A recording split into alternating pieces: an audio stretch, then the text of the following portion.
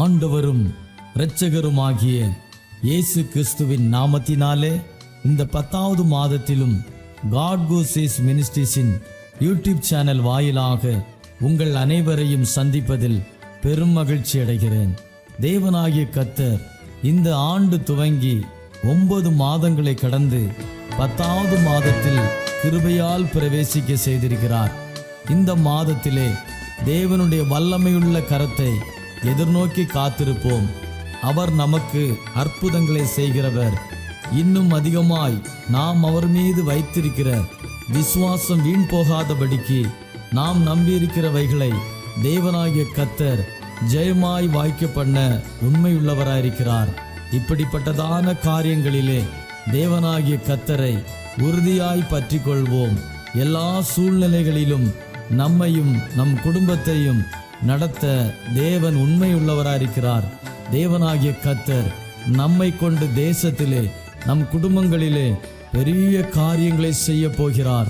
ஆகையால் பயப்படாதிருங்கள், திடன் கொள்ளுங்கள். உலகத்தை ஜெயித்தவர் நமக்குள்ளே வாசம் பண்ணுகிறார். ஆகையால் விசுவாசத்தில் நிலைத்திருப்போம். கர்த்தர் தாமே உங்களையும் உங்கள் குடும்பங்களையும் ஆசீர்வதிப்பாராக. ஆமென்.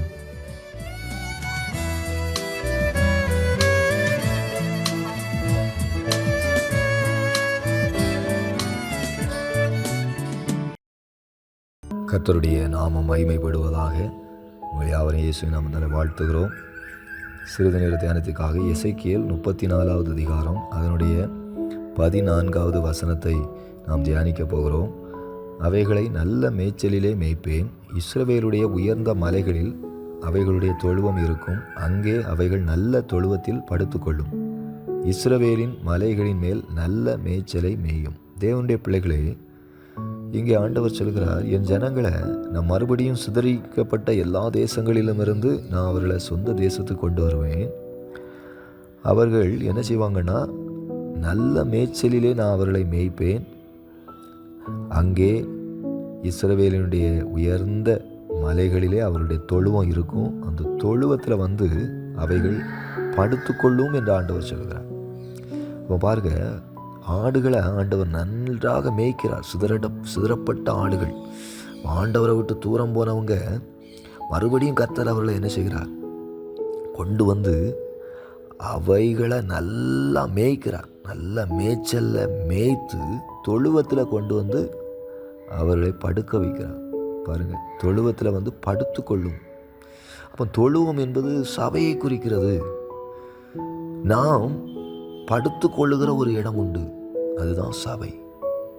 படுத்து கொள்ளுகிறது என்பது தூங்குவதை அல்ல, தூங்குவதை குறிக்கவில்லை.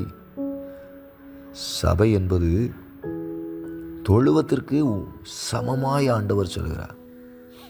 எங்கே போயோ ஒரு இடத்துல இருந்தோம், எங்கேயோ வாழ்ந்து கொண்டு இருந்தோம், ஆண்டவரை விட்டு தூரமாக இருந்தோம், சபைக்கே நம்ம வந்தது கிடையாது. ஆனால் ஆண்டவர் நம்ம என்ன செய்தார், அழகாக நடத்தி இன்றைக்கு சபையில் கொண்டு வைத்திருக்கிறார்.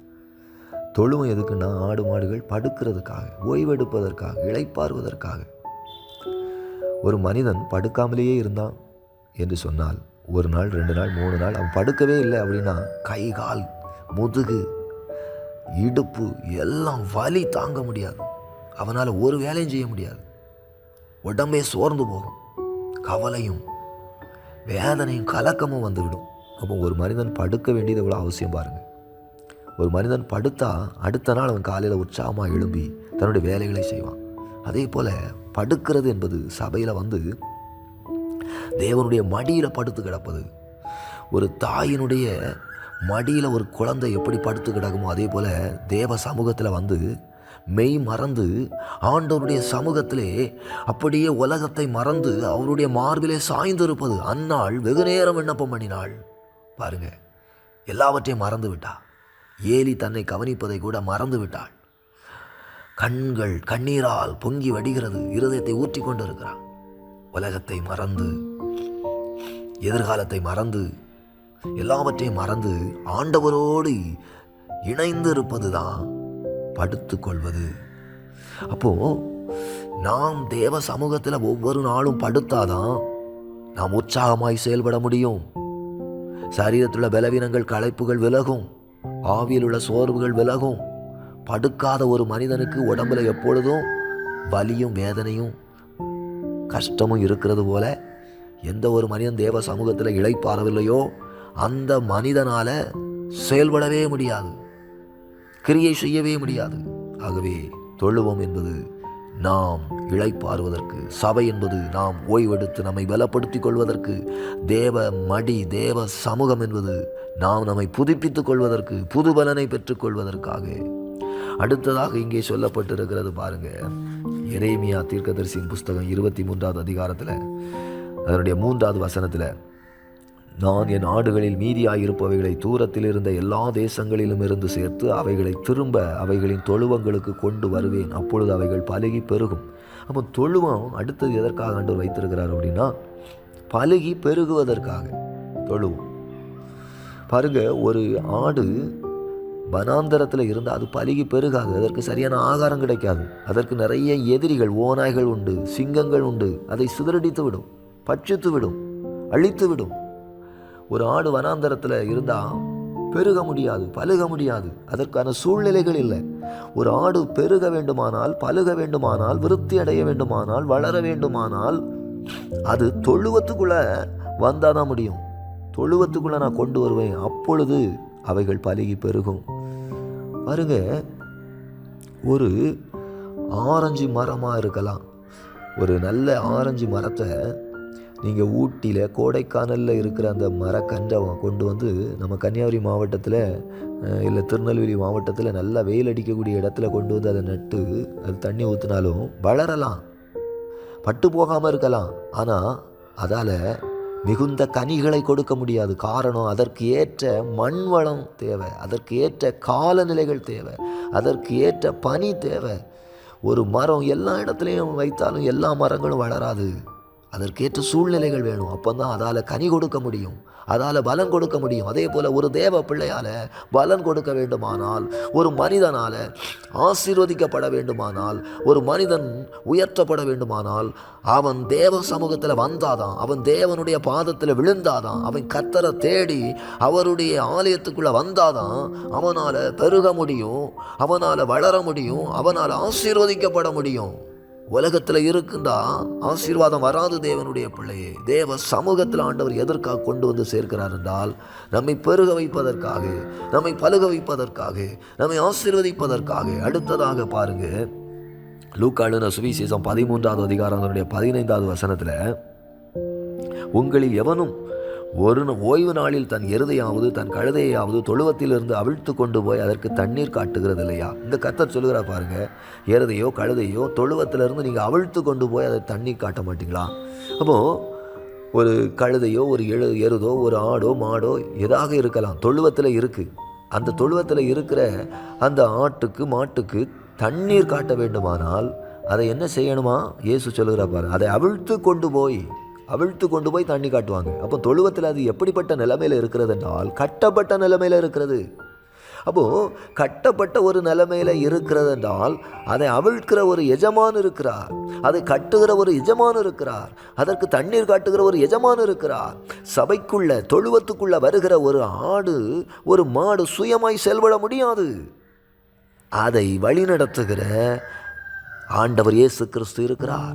அப்போ தொழுவத்துக்குள்ள சபைக்குள்ள ஒரு மனிதன் வந்தால் அவன் சுயம் சாகடிக்கப்படுகிறது, அவனுடைய ஜென்ம சோபங்கள் சாகடிக்கப்படுகிறது, அவன் ஆவியானவரால் கட்டப்படுகிறான், அவன் ஆவியானவரால் நடத்தப்படுகிறான், அவன் ஆவியானவரால் கட்டவிழ்க்கப்படுகிறான். எந்த நேரம் ஆண்டவர் கட்டுகிறாரோ அந்த நேரம் பரிசுத்த ஆவியின் அபிஷேகம் பெற்ற மனிதன் கட்டப்படுவான். எந்த நேரம் அவனை கட்டவிழ்க்கிறாரோ அந்த நேரம் அவன் கட்டவிழ்க்கப்படுவான். எந்த நேரம் அவனை ஆண்டவர் வழி நடத்துகிறாரோ அந்த நேரம் அவன் வழி நடத்தப்படுவான்.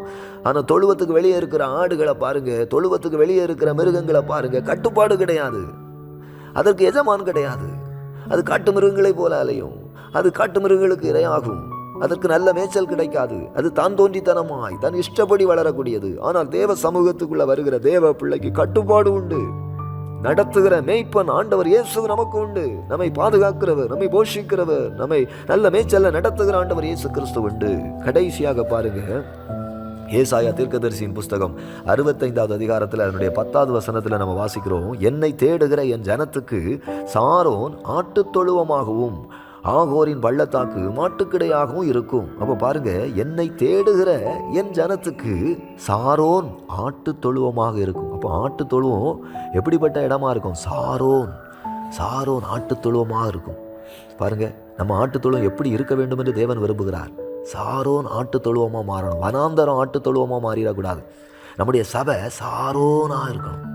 நம்முடைய சபை செழிப்பாக இருக்கணும். சாரோன் என்பது புல் வெளி நிறைந்தது. 1 நாளாகமம் 27-29 சாரோனில் மேய்கிற மாடுகள் நல்ல மேய்ச்சல் இருக்கும், நல்ல புல் நிறைந்தது. மத்திய தரைக்கடல் பகுதியில் யோப்பா பட்டணத்துக்கு அருகில் இருக்கு சமவெளி. சாரோன் என்பது சமவெளியை குறிக்கிறது. அது அதிகமாய் பொருட்கள், பசுமையான இடம், மேய்ச்சலுக்கு உகந்த நிலம், பூக்கள், அதே போல ஒலிவ மரங்கள், கிச்சிலி மரங்கள் நிறைந்த ஒரு பகுதி தான் சாரோன்.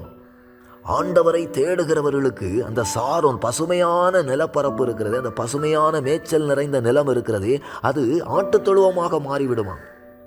நீங்கள் நல்லா ஜெபம் பண்ணீங்கன்னா, நீங்கள் நல்லா ஆராதிச்சிங்கன்னா, உங்கள் வாழ்க்கை வனாந்தரமாக இருந்தாலும் ஆண்டவர் சொல்கிறார், என்னை தேடுகிற என் ஜனத்துக்கு சாரோன் பசுமையான புல்வெளி இருக்கிறதே, அந்த பசுமையான சாரோன் புல்வெளி அது ஆட்டு தொழுவமாக மாறும். தேவனுடைய பிள்ளைகளை ஜெபம் பண்ணாமல் போயிட்டீங்கன்னா, நம்முடைய சபை இருக்கிறதே வனாந்தரமாக மாறி போயிடும். நம்முடைய சபை என்கிற ஆட்டு தொழுவம் இருக்கிறதே அது பாலை நிலமாய் மாறி போயிடும். ஆனால் ஆண்டவரை முழு இருதயத்தோடு தேடுவோமானால், உத்தம இருதயத்தோடு கர்த்தரை தேடுவோமானால், நம்முடைய சபை வனாந்தரமாய் இருந்தாலும் அது சாரோனை போல மாறும் என்று தேவனாகிய கர்த்தர் சொல்லுகிறார். உங்களுடைய வீடு ஒரு வனாந்தரமாய் இருந்தாலும் நீங்கள் ஆண்டவரை முழு இருதயத்தோடு முழு வலிமையோடு சோர்ந்து போகாமல் இடைவிடாமல் எப்பொழுதும் கர்த்தரை தேடுவீர்களானால் உங்களுடைய வீடு ஒரு பசுமை நிறைந்த மேய்ச்சல் நிறைந்த ஒரு சாரோனாய் மாறும் என்று கர்த்தர் சொல்லுகிறார். ஜெபிப்போமா? ஆண்டவரே, எங்களை தாழ்த்துகிறோம், உங்களுடைய கரத்திலே ஒப்பு கொடுக்கிறோம். ஆண்டவரே, எங்களோடு நீர் பேசினீரே, உங்களுடைய வார்த்தையின்படி எங்களை ஆசீர்வதியும் தொடர்ந்து வழி நடத்தும் காத்துக்கொள்ளும். இயேசுவின் நாமத்தில் ஜெபிக்கிறோம் நல்ல பிதாவே, ஆமென்.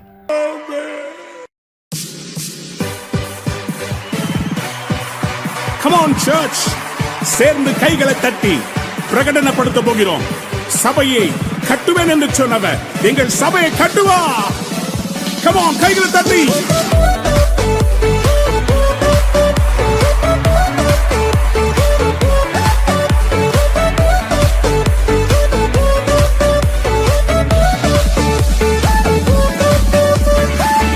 கல்லின் மேல் என் சபையை கட்டுவேன், பாதாளத்தின் வாசல் அதை மேற்கொள்ளாதே. இந்த கல்லின் மேல் என் சபையை கட்டுவேன், பாதாளத்தின் வாசல் அதை மேற்கொள்ளாதே. சபையின் தலைவர் இயேசுவே, மூளைக்கு தலைக்கல் இயேசுவே. சபையின் தலைவர் இயேசுவே, மூளைக்கு தலைக்கல் இயேசுவே. ஹல்லேலூயா, ஹல்லேலூயா, சபைதான் ஜெயிக்குமே. ஹல்லேலூயா, ஹல்லேலூயா, பாதாளம் தோற்குமே.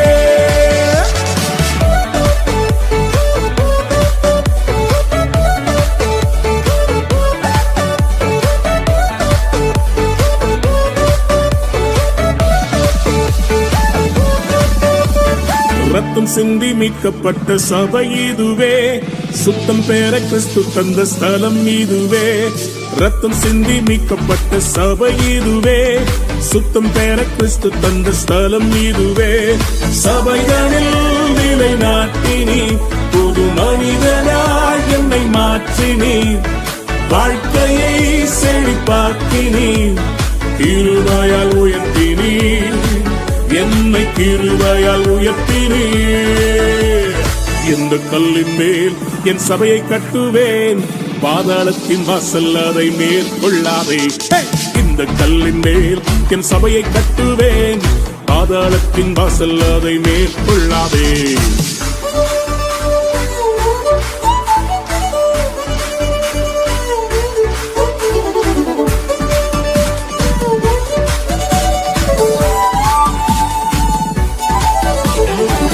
பிரியமான தேவ பிள்ளையே, நான் தனியா இருக்கிறேன் என்ற உணர்வு உன்னை வாட்டுகிறதா? கவலைப்படாதே. சபை என்கிற வீடு இருக்கிறது, ஆவிக்குரிய தகப்பன் இருக்கிறார், செபிக்கிற தாய்மார்கள் இருக்கிறார்கள், சகோதர சகோதரிகள் உண்டு. It's a family. ஜெபத்தினால் கட்டப்பட்ட சபை இதுவே, குடும்பமாய் இணைத்தனல் வீடிதுவே. ஜெபத்தினால் கட்டப்பட்ட சபை இதுவே, குடும்பமாய் இணைத்தனல் உறவிதுவே. ஆவியின் நல்ல தகப்பனே, சபை முழுவதும் எங்கள் சொந்தமே. வேற்றுமைகள் இங்கு இல்லையே, கிறிஸ்துவின் சரீரமே, நாங்கள் கிறிஸ்துவின் சரீரமே. இந்த கல்லின் மேல் என் சபையை கட்டுவேன், பாதாளத்தின் வாசல் அதை மேற்கொள்ளாதே. இந்த கல்லின் மேல் என் சபையை கட்டுவேன், பாதாளத்தின் வாசல் அதை மேற்கொள்ளாதே. இந்த கல்லின் மேல் மோதுகிறவன் நொறுங்கி போவான் என்று சொல்லப்பட்டிருக்கிறது. சபையே, உன்னை அழிக்க எத்தனை பார்வோன்கள், யெசபேல்கள் தேசத்தில் எழுப்பினாலும் சபைதான் ஜெயிக்கும். பார்வோனின் வல்லமைகள் முறியச் செய்தீர், யெசபேலின் தந்திரங்கள் அழியச் செய்தீர். பார்வோனின் வல்லமைகள் முறியச் செய்தீர், யெசபேலின் தந்திரங்கள் அழியச் செய்தீர். எழுப்புதல் தரும் அக்கினி எங்கள் ஜெபத்திலே பற்றி எரியுதே, தடைகளை அது தகர்க்குதே. சபைதான் வெல்லுமே, என்றும் சபைதான் வெல்லுமே. இந்த கல்லின் மேல் என் சபையை கட்டுவேன், பாதாளத்தின் வாசல் அதை மேற்கொள்ளாதே. இந்த கல்லின் மேல் என் சபையை கட்டுவேன், பாதாளத்தின் வாசல் அதை மேற்கொள்ளாதே. சபையின் தலைவர் இயேசுவே, மூளைக்கு தலைக்கல் இயேசுவே. சபையின் தலைவர் இயேசுவே, மூளைக்கு தலைக்கல் இயேசுவே. ஹல்லேலூயா, ஹல்லேலூயா, சபைதான் ஜெயிக்குமே. ஹல்லேலூயா, ஹல்லேலூயா.